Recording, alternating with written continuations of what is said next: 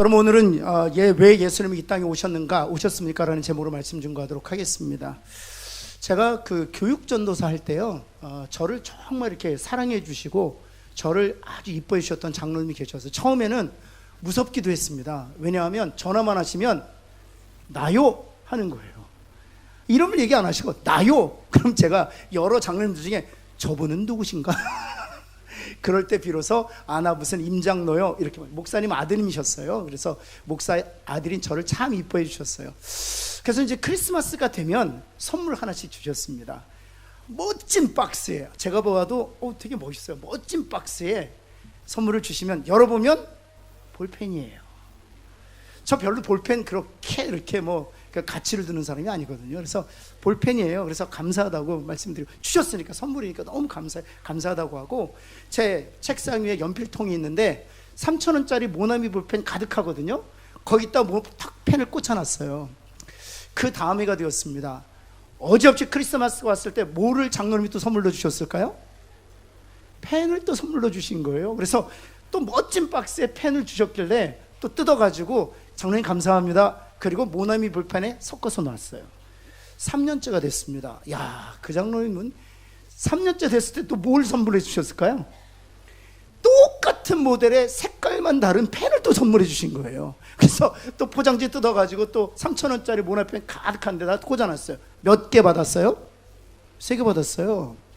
그리고 그래서 저희 방에 그 펜을 좋아하시는 시무 집사님 잠깐 저를 대화하기 위해서 오셨어요. 그래서 저랑 이런저런 얘기하다가 펜을 좋아하시니까 제 책상에 있는 연필통에 그 펜을 이렇게 보시더니 대뜸 이러시는 거예요. 목사님, 이 펜이 뭔지 아세요? 왜냐하면 모나피 펜하고 이렇게 섞어놔서 제가 모르는가 싶어서 말씀하신 거예요. 제가 몰랐어요, 실제로. 그래서 목사님, 이 펜이 뭔지 아세요? 그랬더니 펜이지 뭐예요? 그랬더니 아이고 목사님, 이 펜이 그 유명한 몽블랑 펜이에요 그러더라고요. 여러분들은 별로 안 놀라시니까 몽블랑이 얼마짜리인지 잘 모르시는구나. 펜 한 자루가 수십만 원이에요. 이제야 놀라시네. 저도 그때서야 알았어요. 아니 펜이지 무슨 몽블랑이라고 무슨 특별한가 그랬더니 아이고 이 목사님, 이 펜 한 자루가 수십만 원입니다. 제가 몇 개요? 3개를 모나미 펜에 섞어놨어요. 여러분, 제가 가치를 몰랐던 것이죠. 제가 이 말씀을 드리는 이유는 성탄절에 하나님께 저와 여러분에게 선물 하나 주셨습니다. 그 선물은 예수 그리스도예요. 여러분은 그 가치를 알고 계십니까? 한번 여러분 스스로에게 한번 물어보세요. 정말 그 예수 그리스도라는 그 선물의 가치와 의미를 알고 계십니까? 이 땅에 있는 모든 만물보다 가장 귀하고 가장 존귀한 것이 바로 예수 그리스도라는 선물이에요. 그 선물의 가치에 대해서, 왜 그것이 우리에게 그렇게 소중하고 우리에게 그렇게 이 만물보다 더 귀하고 가치 있는 것인가를 말씀을 통해 살펴보면서 함께 은혜를 나누고자 합니다. 첫 번째는요, 왜 예수님이 우리에게 가치 있는 선물인가? 말씀을 주시기 위해서 이 땅에 오셨기 때문입니다. 그래서 예수님은 우리에게 너무 가치 있는 하나님이 주시는 선물이라는 것이죠. 여러분, 우리가 말이 없다면, 우리가 언어가 없다면 어떨까? 이 사회가 어떨까요? 언어가 없다면 여러분, 우리의 생각, 우리의 마음, 우리의 감정도 나눌 수 없고요, 심지어 미래에 대한 계획과 또 인생에 대한 꿈을 나눌 수도 없을 것입니다. 만약 언어가 없다면 이 세상은 아마 암흑천지일 거예요. 여러분, 제가 속담을 찾아보았어요. 이 말과 관련된 속담이 정말 많더라고요. 제가 반을 할 테니까 마지막 반은 여러분이 하세요. 가는 말이 고와야 호랑이도 제 말하면 온다. 낱말은 새가 듣고 반말은, 퀴즈 같죠? 발 없는 말이, 말 한마디로, 또 있어요. 발 없는 말이, 말과 관련된 이런 속담이 얼마나, 그것은 말이 우리 사람들에게 참 소중하다는 것을 얘기해 주는 것이죠. 제가 찾다 보니까 우리가 모르는 속담도 있더라고요. 그 중에 하나를 소개해 드리면, 금 속에 금이 있고 말 속에 말이 있다. 이게 무슨 뜻일까요? 금 속에 금이 있고 말 속에 말이 있다. 무엇인가 하면 그 사람이 하는 말 속에 진의가 담겨져 있다는 거예요. 그래서 그 사람의 말을 잘 들어야 된다는 뜻이더라고요.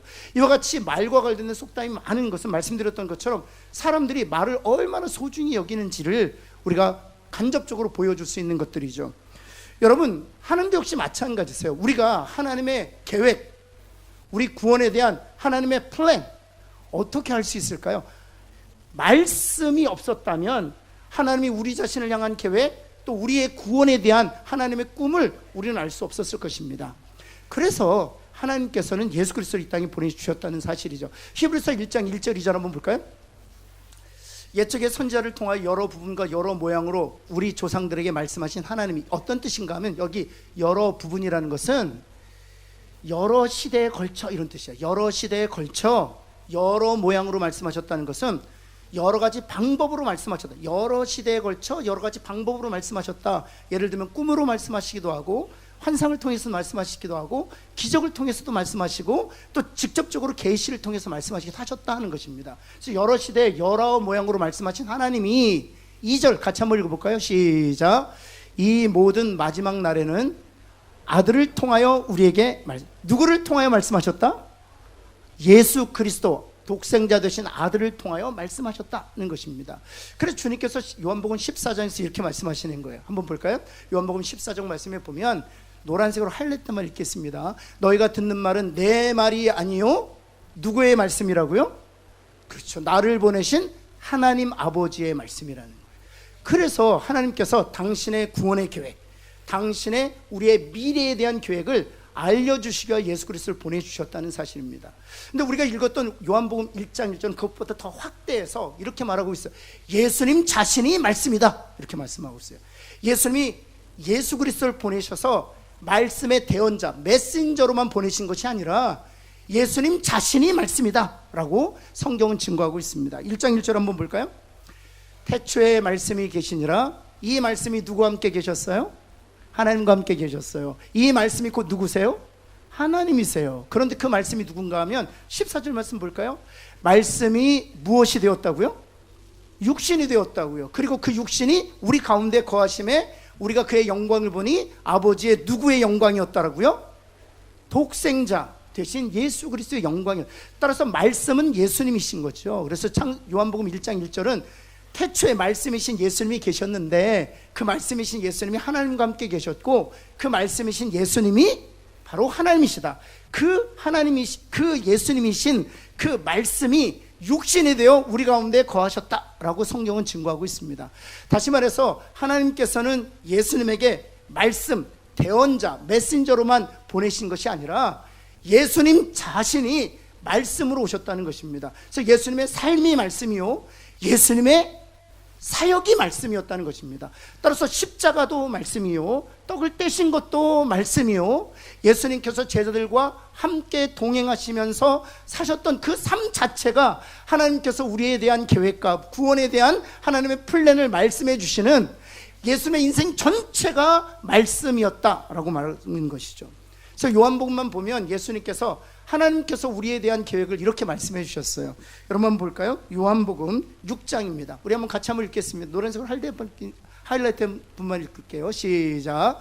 나는 하늘에서 내려오는 살아있는 떡이니 사람이 이 떡을 먹으면, 누구의 계획이에요? 하나님의 계획이에요. 하나님의 계획인, 하나님의 계획을 말씀이신 예수 그리스도를 통해서 말씀해 주시는 거예요.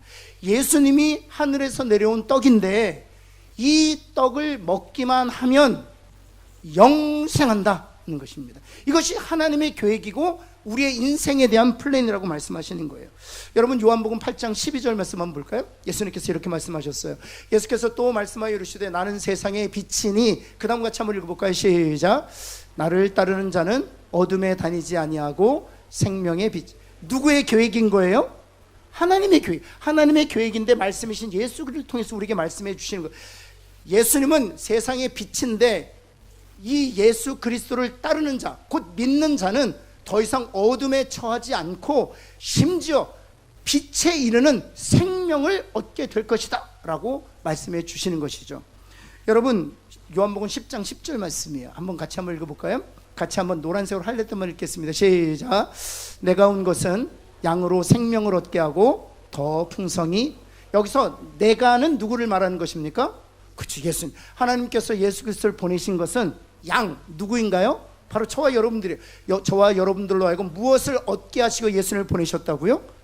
생명을 얻게 하기 위해 예수님을. 이것이 바로 하나님의 계획이라는 거예요. 이 하나님의 계획을 우리가 어떻게 알 수 있게 되었느냐 하면 말씀이신 예수님께서 오셔서 말씀하셨기 때문에, 또 그의 삶과 사역을 통해서 말씀을 보여주셨기 때문에, 이렇게 가시적으로 보여주셨기 때문에 우리가 알게 됐고 깨닫게 되었고 믿게 되었다는 것입니다. 마지막으로 요한복음 11장 25절 말씀 한번 볼까요? 예수님께서 말씀하셨죠. 예수께서 이르시되, 그 다음 같이 한번 읽겠습니다. 시작. 나는 부활이요 생명이니. 아멘. 누구의 계획이라고요? 하나님의 계획이라고요. 예수를 믿는 자는 죽어도 살 것이라는 것이 바로 하나님이 가지신, 또 하나님이 생각하신 우리를 향한 계획이라고요. 이 하나님의 계획과 뜻을 우리가 어떻게 알 수 있었느냐? 말씀이신 예수님이 죽으시고 말씀이신 예수님이 사셨기 때문에, 그것을 통해서 예수님과 믿음으로 연합된 자는 말씀이신 예수님처럼 죽어도 다시 살아나는구나를 알게 되고 믿게 되었다는 사실이에요. 사랑하는 성도 여러분 예수님처럼 우리가 죽어도 다시 살게 될 줄을 믿습니까? 그것은 말씀이신 예수님께서 우리에게 찾아오셔서 말씀하셨기 때문에 하나님의 계획과 뜻을 우리가 알게 된 것이죠. 여러분, 두 번째, 예수님께서 왜 가치 있는 선물인가? 생명을 주시기 위해 이 땅에 오셨기 때문입니다. 여러분, 어느 생물학자 그리고 식물학자가 여러분 이 씨앗을 하나 이렇게 보여주면서 이렇게 얘기했대요. 이 씨앗의 성분이 무엇인 줄 아십니까? 여러분, 혹시 씨앗의 성분이 뭘까요? 아시는 분 계십니까? 세 가지로 구성되어 있다고 하더라고요. 씨앗은 탄소, 질소, 수소. 한번 따라해 볼까요? 탄소, 수소, 질소. 그 외에는 없어요. 씨앗을 아무리 분해하고 씨앗을 아무리 분석해도 세 가지 외에는 없습니다. 혹시 씨앗 안에 뿌리가 있을까요? 혹시 씨앗 안에 싹이 있을까요? 혹시 씨앗 안에 꽃이 있을까요? 혹시 씨앗 안에 열매가 있을까요? 아니요. 씨앗을 분석해 보면 딱 세 가지밖에 없어요. 탄소, 질소, 수소, 세 가지밖에 없습니다. 근데 그 식물학자면서 생물학자가 이런 얘기를 하는 거예요. 실험실에서도 동일하게 탄소와 수소와 질소를 섞으면 씨앗을 만들 수 있대요. 근데 놀라운 것은 그렇게 만들어진 씨앗을 땅에 심으면 아무 일도 일어나지 않는다는 사실입니다. 놀라운 것은 아무리 분석하고 나노 단위로 쪼개도 탄소, 질소, 수소밖에 없는데, 그 씨앗을 땅에 심기만 하면 뿌리가 내리고 줄기가 자라고 열매를 맺고 꽃을 핀다는 거예요. 무엇 때문일까요? 생명 때문입니다. 이 생명은 과학 실험실에서 만들어질 수가 없어요. 한번 제가 일전에도 말씀드렸는데, 제가 그 만년필준 교회에서 시모 집사님들 하도 족구를 좋아하셔서 여름에 함께 주차장에 선 걷고 네트 세우고 정말 족구를 막 주일 오후마다 족구를 했어요. 근데 이제 여집사님과 여권사님들이 땀을 뻘뻘 흘리면서 족구하는 남정네들이 불쌍해 보였는지 수박을 냉장고에다 시원하게 얼려 쭉 쪼개가 주시는 거예요. 그 수박을 다 먹었죠. 그리고 나서 수박을 껍질과 함께 씨앗을 보니까 주차장 옆에 숲이 있어요. 던져놓았어요. 숲이니까 던져놓았습니다. 그 다음에 또 다시 여름에 뭘 했을까요? 주일 저녁에 땀을 뻘뻘 흘리면서 또 오후에 족구를 했습니다. 그러고 나서 공이 어디로 흘러갔냐 하면 바로 그 주차장 옆 그 숲으로 들러 들어간 거예요. 그래서 집사님 중에 한 분이 그 공을 찾으러 숲으로 들어갔는데, 공을 찾기 위해서 숲을 막 이리저리 헤짓다가 소리를 치시는 거예요. 집사님, 권사님 일로 와보세요. 여기 수박이 4덩이나 열렸다는 거예요. 그럼 아무것도 안 했습니다. 거름을 준 적도 없고요, 물을 준 적도 없어요. 우리가 한 일은 뭐예요? 지난 여름에 수박씨 버린 것밖에 없어요. 여러분 생각해보세요. 탄소, 수소, 질소. 그런데 씨앗이 땅에 떨어졌는데도, 떨어지기만 했는데 뭐가 열렸어요? 뿌리가 내리고 그 씨앗에 줄기가 자라고 꽃이 자라고 수박이 열렸어요. 여러분, 그 애는요, 그 수박 냉장실에 얼려서 쪼개서 먹었습니다. 여러분, 이 생명은 그래서 과학 실험실에서 만들 수 있지 않아요. 정말 신비해요. 그래서 이 식물학자, 생물학자가 뭐라고 얘기하냐면 이 생명은 정말 신비하다. 여러분, 그래서 성경에서 뭐라고 얘기하는 줄 아십니까? 한번 볼까요? 3절 4절인데요 한번 볼까요? 만물이 그로 말미암아 지은 바 된 것이 되었으니 지은 것이 하나도 그가 없이는 된 것이 아니라. 바로 예수님에 대해서 말하고 있는 것인데 이건 좀 이따 설명드릴게요. 4절에 그 안에 무엇이 있다고요? 예수님 안에 생명이 있다는 것입니다. 그렇다면 이 말씀만 보면 예수님 안에 생명이 있다 말씀하시는 것처럼 보이잖아요. 근데 요한복음 전체, 성경 전체에 흐르는 메시지는 무엇인가 하면 예수님이 생명이다 라고 말씀하시는 거예요. 예수님 안에 생명이 부분적으로 있는 것이 아니라 예수님 자체가 생명이다 라고 말씀하고 있다는 사실이에요. 여러분, 요한복음 14장 예수님께서 스스로를 아이덴티파이 이렇게 하셨어요. 자기 정체성을 말씀해 주고 계시는 것이죠. 우리 한번 첫 줄만 한번 읽어볼까요? 시작. 예수께서 이르시되 내가 곧 길이요 진리요. 여기에 길이요 진리요를 가로 넣고 생략하면 내가 곧 무엇이라고 말씀하세요? 내가 곧 생명이라고 말씀하세요. 그리고 나서 3절 한번 볼까요? 그럼 3절이 이해가 되세요. 예수님이 생명이시구나, 그것을 이해한 다음에 3절 하반절을 보면 지은 것이 하나도 그가 없이는 된 것이 없다. 왜 그렇습니까?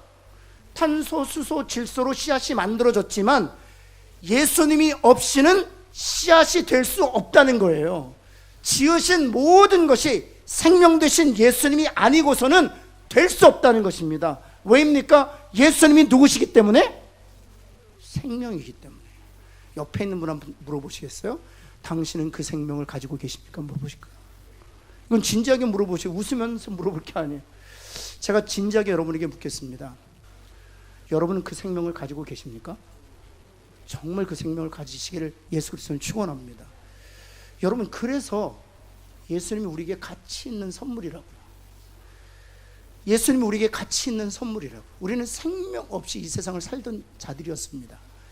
그러나 생명 되신 예수님이 우리 가운데 주인이 되셨기 때문에 우리가 생명을 누린 자가 된 것이죠.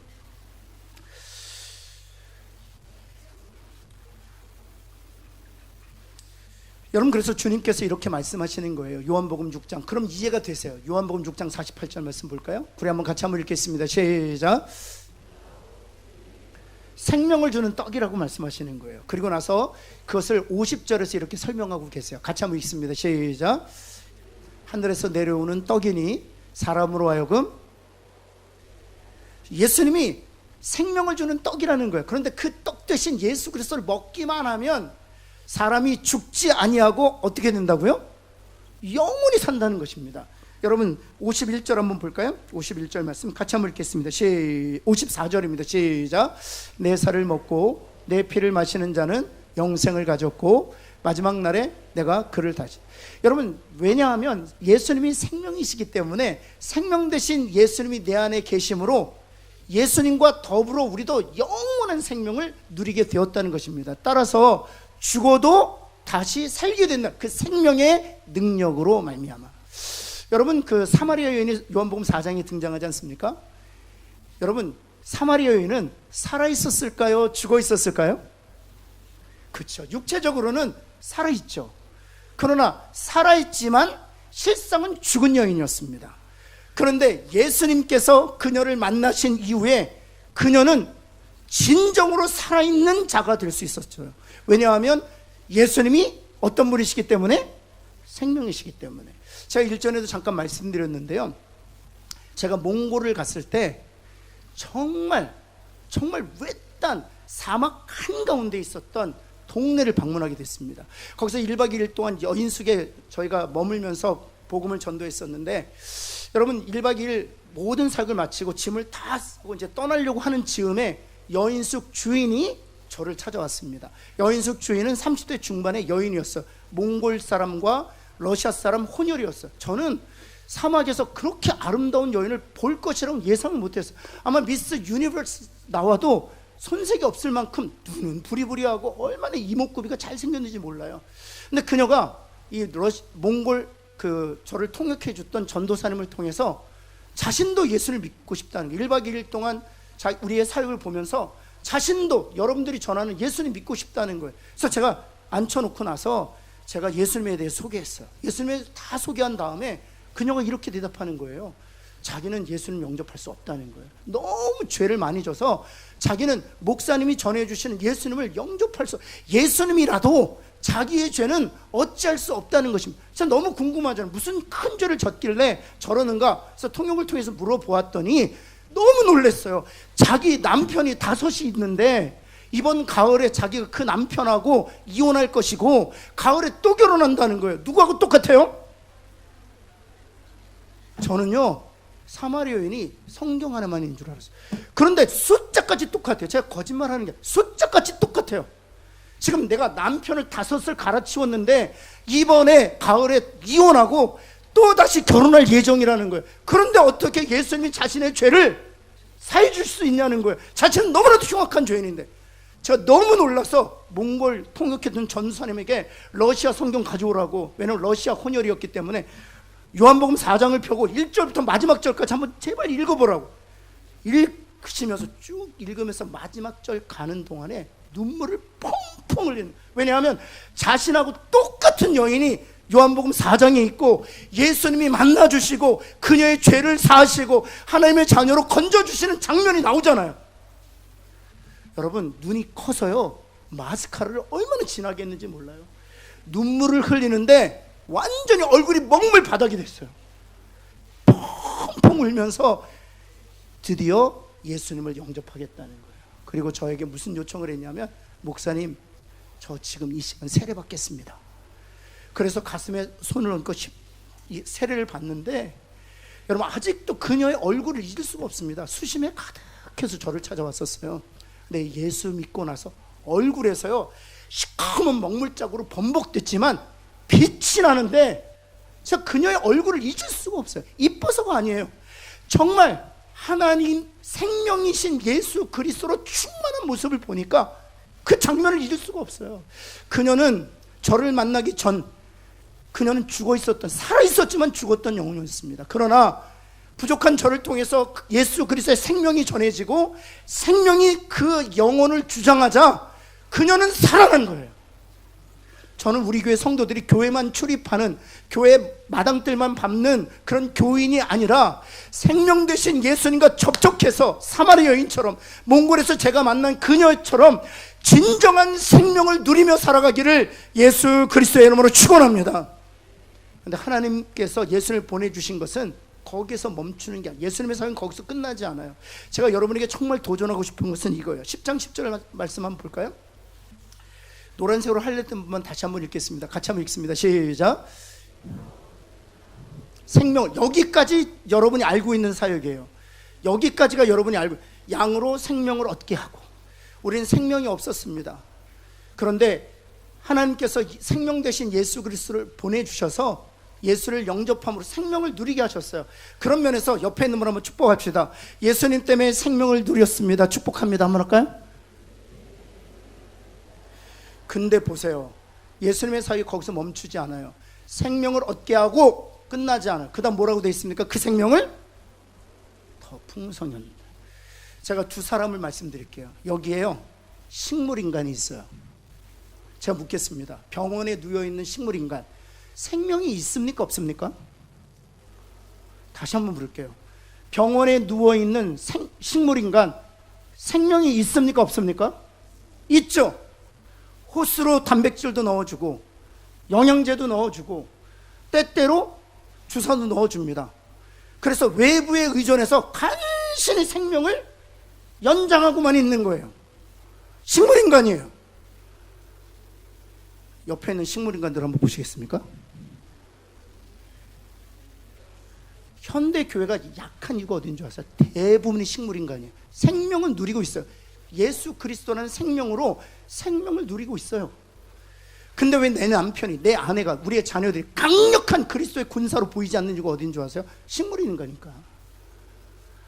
예배 시간마다 비타민 주입해주고, 기도원 올라가서 단백질 주입해주고, 때때로 성령 운동에서, 은사 신비주의 운동에서 간신히 생명을 연명하는 거예요. 생명을 얻는 일에 급급한 거예요. 예수님께서 이 땅에 오신 것은 생명으로 오신 생명을 얻게 하여 부끄러운 구원을 얻게 하시는 것이 아니라 그 생명을 더 풍성히 얻게 하여 운동선수 한번 보세요. 아니면 군인을 한번 보세요. 그 말 허벅지 같은 그 단단한 근육, 강한 정신력, 그래서 어떤 사탄이 와도 맞설 수 있는 그런 강력한 운동선수나 군인들 되기를 원하시거든요. 사랑하는 성도 여러분, 제가 이거 생명을 생각하면 늘 이 예화가 떠올라요. 저 스스로에게 묻거든요. 너는 송사리냐, 너는 널판지냐? 여러분 스스로에게 물어보시겠어요? 여러분들은 송사리세요, 널판지세요? 한번 스스로에게 송사리와 널판지의 차이가 뭔지 아세요? 널판지는요 아주 큽니다. 아주 큽니다. 모든 사람이 주목할 수 있어요. 너무 커서. 근데 여러분, 널판지는요 강물을 거슬러 올라갈 수 없습니다. 송사리는 눈에 보이지도 않아요. 옆에서 보아도 보이지 않아요. 주목받을 수 없어요. 그러나 송사리는 강물을 거슬러 올라가요. 왠지 아세요? 생명의 차이예요. 사랑하는 성도 여러분, 하나님께서 생명으로 이 땅에 오신 것은 생명을 얻게 하고 그 생명을 더 풍성히 누림으로 말미암아 이 세상의 거센 탕류를 거슬러 올라가는 거룩한 하나님의 군사들이 되기를 원하신다는 사실이죠. 그런 가정, 그런 교회 되기를 예수 그리스도는 다시 한번 축원합니다. 이제 마지막입니다. 왜 예수님이 우리에게 가치가 있느냐? 빛을 주시기 위해서 오셨기 때문이에요. 여러분, 늘 제가 말씀드리지만 외부의 실제를 볼 수 있는 건 빛 때문입니다.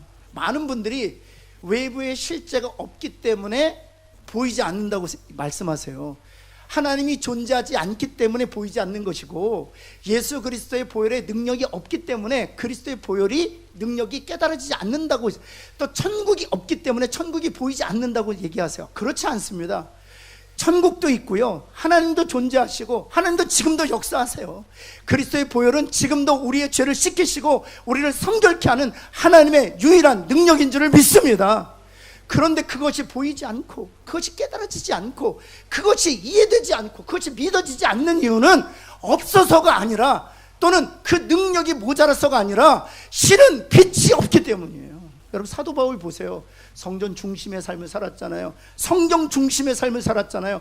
그럼에도 불구하고 그는 예수를 알 수가 없었어요. 왜냐하면 다메섹에서 예수님이 빛으로 나타나셔서 그에게 그것을 보여주시기 전까지는 성전 중심의 삶을 살았어도, 아무리 성경을 읽었어도 그는 알지 못했던 거예요. 저는 기도합니다. 이 성탄절에 다메섹에서 빛을 비추어 주심으로 바울을 보게 하셨던 그 하나님의 은혜가, 또 그 하나님의 능력이 이 시간 나타나기를 예수 그리스도를 축원합니다. 축원합니다. 그래서 우리의 남편이, 우리의 자녀가, 우리의 아내가, 우리 모든 성도들이 그 빛으로 하나님의 나라를 보고 예수 그리스도의 그 보혈의 능력을 보고 천국을 바라보며 이 땅을 살아가는 저와 여러분 되기를 예수 그리스도는 축원합니다. 여러분, 그래서 그 은혜를 받은 우리들에게 주님이 당부하신 것이 있어요. 주님이 당부하신 것이, 마태복음 5장 14절 말씀 한번 볼까요? 이렇게 당부해 주셨어요. 한번 같이 한번 읽을까요? 노란색으로 하얀색만 읽겠습니다. 시작. 옆에 있는 분 한번 축복해. 당신은 빛입니다. 한번 할까요? 더 정확히 말씀드리면 여러분이 빛이기 때문에 빛이 아니에요. 한 번 더 합쳐요. 당신이 빛이기 때문에 빛이 아닙니다. 한번 할까요? 우리가 빛이기 때문에 빛인 것이 아니에요. 우리가 빛인 이유는 빛이신 예수님이 우리 안에 계시기 때문에 우리가 빛인 거예요. 빛이 되어가는 존재도 아니고요, 빛이신 예수님이 우리 안에 계시기 때문에 빛인 거예요. 근데 우리가 빛이기 때문에 해야 될 일을 16절에 이렇게 기록하세요. 한번 볼까요? 16절 말씀. 너희 빛이 누구 앞에 비추어져야 된다고요? 그렇죠. 여러분, 그러면 내 빛을 사람에게 비추려면 어떻게 해야 됩니까? 짠!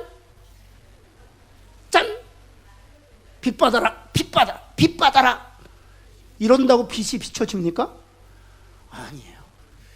우리의 빛을 반드시 사람에게 비추라고 말씀하세요. 그런데 그 방법까지 알려주시죠. 그들로 너희 무엇을 보고? 그렇죠. 착한 행실이 우리가 비추어야 될 빛이라고 말하는 거예요. 그 다음 볼까요? 착한 행실을 내 남편에게 비추고, 착한 행실을 내 아내와 자녀에게 비추고, 착한 행실을 우리 서로의 지체에게 비추면, 그 다음 그들이 하늘에 계신 너희 아버지께 무엇을 돌리게 된다고요? 영광을 돌리게 된다고요. 빛 대신 예수 그리스도로 보며 만지며 호흡하며 살게 된 우리들에게 하나님이 부탁하신 것은 착한 행실이라는 빛을 남편에게 비추고 아내에게 비추고 자녀들에게 비추고 서로의 지체들에게 비추고 동료 직장들에게 비추어서 그들로 하여금 아버지께 영광을 돌리게 하라는 것입니다. 여러분, 한 번은요, 이 말씀 드리고 마칠게요. 한 번은 어떤 자매님이 세상에서 이렇게 빛으로 살기로 결심을 한 거예요. 그런데 너무 힘든 거예요. 예수 믿는다는 이유 때문에 핍박이 이만저만이 아닌 거예요. 직장에서 너무 고난스럽고 너무 고단하고 외롭기도 하고 고립도 되고 심지어는 정말 모욕도 당하고 멸시도 당하는, 너무 힘들어서 목사님이 찾아왔대요. 그리고 목사님에게 이렇게 하소연했대요. 목사님 이젠 빛도 싫습니다. 빛으로 사는 것이 너무나도 힘듭니다. 빛으로 산다는 이유 때문에 고난을 받는 것 자체가 제가 다 감당하기가 너무 힘듭니다. 이제 안 살래요. 그랬더니 목사님이 이렇게 말씀하셨대요. 자매님, 빛은 어디에 필요하죠? 이렇게 물으셨대요.